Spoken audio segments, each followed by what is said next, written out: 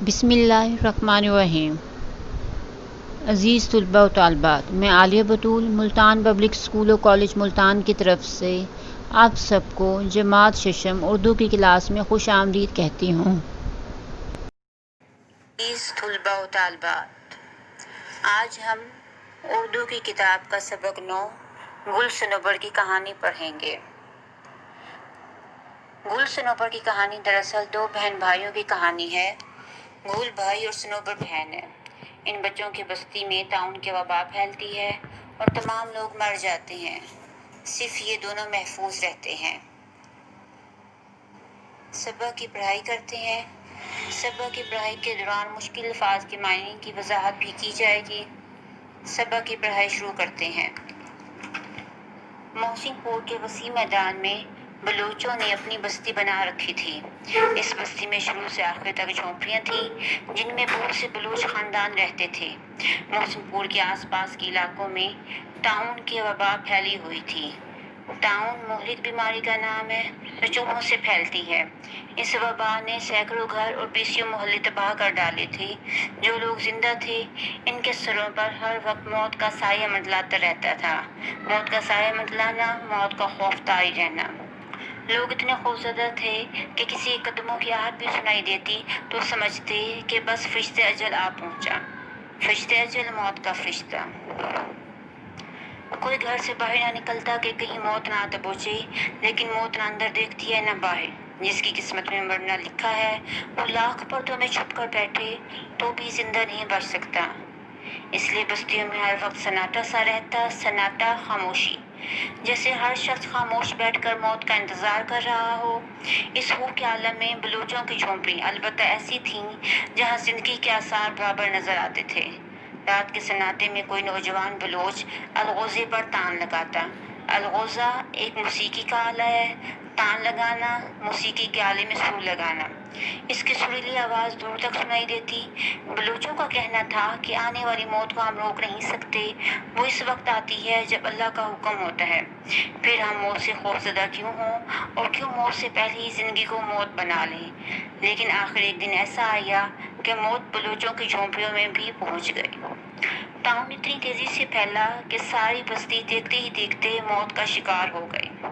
3-4 دن کے اندر جھونپڑیاں مکینوں سے خالی ہو گئیں۔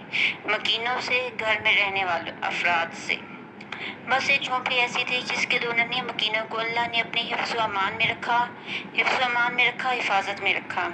ایک 12-13 برس کی بچی جس کا نام صنوبر تھا، دوسرا اس کا چھوٹا بھائی گل۔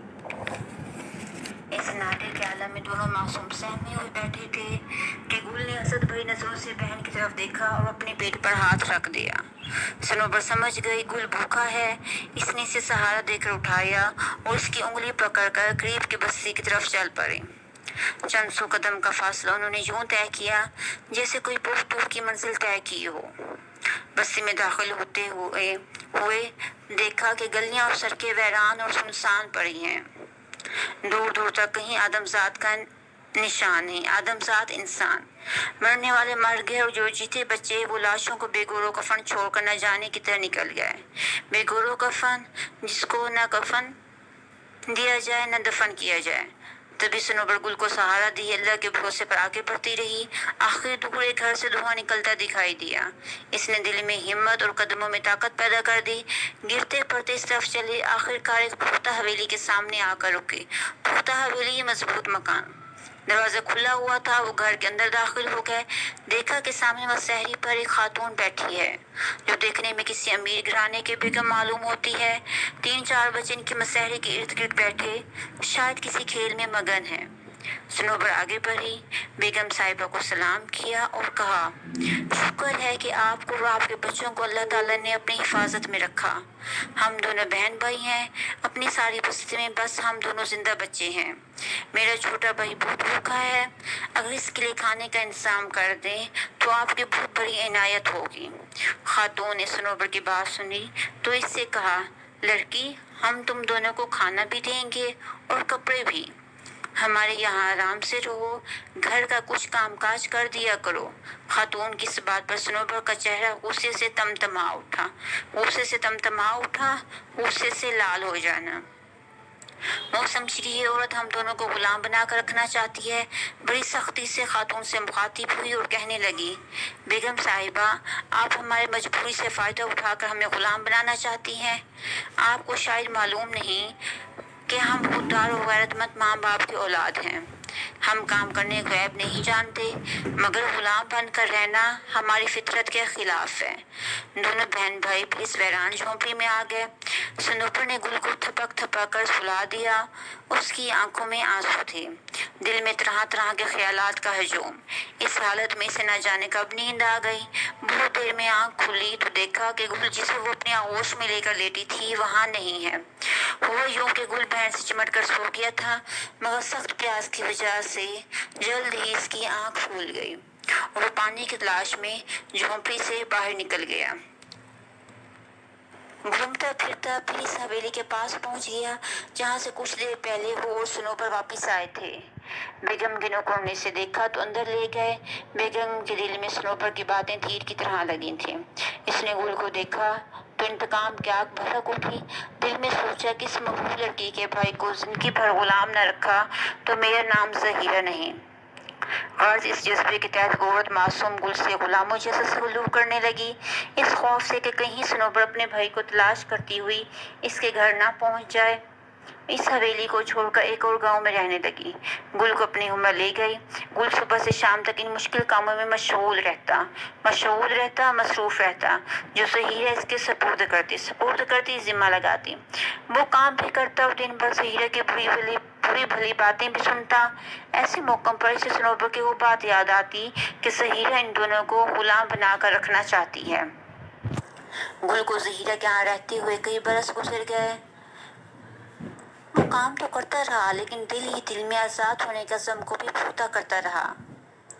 सनोबर के बारे में से यकीन हो गया था कि वो अब जिंदा नहीं है। इंसान का दिल भी अजीब चीज़ है। यकजक ज़हीरा का ये हाल हो गया कि इसे सनोबर की याद रह रह कर सताने लगी। अब इसका दिल ये सोच कर भर आता कि इसने एक मासूम भाई को इसकी प्यारी बहन से जुदा किया, सिर्फ इंतकाम की आग ठंडी करने के लिए। वो अपने गुनाह का कफारा अदा करने के लिए बेताब थी, बेचैन थी। आखिर एक दिन एक तदबीर इसके जहन में आई। इसने गुल को अपने पास बुलाकर प्यार से गले लगा लिया और कहा कि आज से तुम आज़ाद हो, जहाँ चाहो जा सकते हो। गुल इतने दिन ज़हीरा के यहाँ रहते रहते वहाँ की हर चीज़ से मानूस हो गया था। आज़ादी की ज़बरदस्त ख्वाहिश के बावजूद बेसाख्ता इसकी आंखों से आंसू जारी हो गए। फिर जरा ठहर कर इसने कहा, बेगम साहिबा, अगर आप मुझे आज़ाद ना करती तो मैंने अज़म कर रखा था एक ना एक दिन आज़ादी हासिल करके रहूँगा, लेकिन ऐन मुमकिन था कि इस कोशिश में आपको कोई नुकसान भी पहुँचा देता। बहरहाल इस वक्त शाम हो रही है, मुझे इजाज़त दीजिए कि रात यहाँ गुजार लूँ और सुबह होते ही यहाँ से चला जाऊँ। ज़हीरा ने कहा, जब तक तुम्हारा दिल चाहे यहाँ रह सकते हो। इसके बाद गुल और ज़हीरा अपने पलंगों पर जा लेटे और थोड़ी देर में सो गए। रात आधी के करीब गुजर चुकी थी। गुल ने अपने कमरे में किसी के कदमों की आहट सुनी। आहट से इसकी आंख खुल गई। हल्की हल्की जो रोशनी कमरे में आ रही थी, इसमें गुल ने देखा कि कोई शख्स हाथ में खंजर लिए सामने खड़ा है। ये मंजर देखकर वो खौफजदा हो गया, लेकिन जरा गौर से देखा तो सनोबर हाथ में खंजर लिए सामने खड़ी थी। खंजर छुरी की किस्म का आला होता है। इसने सनोबर को पहचाना तो दौड़कर इसकी टांगों से चिमट गया। सनोबर ने खंजर एक तरफ फेंका, गुल को सीने से लगा लिया और देर तक इसे प्यार करती रही।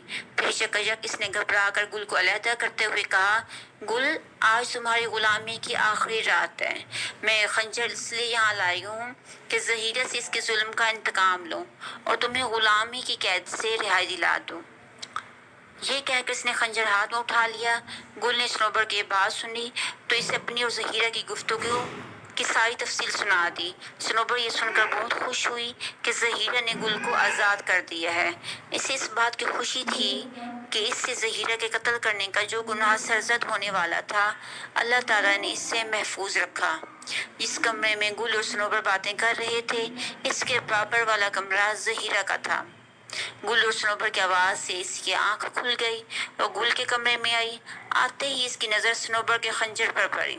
वो जोर से चीखी। सनोबर ने चीख की आवाज़ सुनी तो खंजर ज़मीन पर फेंक दिया और कहा, बेगम साहिबा, आप परेशान ना हो, मैं आपको कत्ल करने आई थी, लेकिन गुल ने मुझे सब कुछ बता दिया है। हमारी आपकी दुश्मनी ख़त्म हुई। बस हमें ये इजाज़त दीजिए कि रात आपके घर में बसर कर लें। इसके बाद तीनों अपनी अपनी जगह जाकर सो रहे। फजर की अजान हो रही थी। सनोबर की आंख खुली। इसने महसूस किया कि घर के सैन में बहुत से आदमी जमा हैं। यूं मालूम होता था जैसे वो एक दूसरे से घबरा कर बातें कर रहे हों। साथ साथ किसी के रोने की भी आवाज़ आ रही थी। सनोबर सैन में पहुंची तो पता चला जहीरा के बड़े लड़के नसीर को सांप ने काट लिया है। जहर के असर से इसकी हालत बराबर ख़राब होती जा रही थी, मुसलसल ख़राब होती जा रही थी। ज़हीरा अपने बच्चे का सर गोद में लिए बैठी थी। इसकी आंखों से आंसू जारी थे और दुआ कर रही थी कि या अल्लाह, मेरे बच्चे को मौत से बचा ले। सनोबर ने ये सब कुछ देखा तो भाग कर घर से बाहर निकल गए। इसे मालूम था कि इस इलाके में एक पौधा ऐसा है, इसका अर्क मार्गजीदा के मुंह में टपकाया जाए तो जहर का असर ज़ाइल हो जाता है।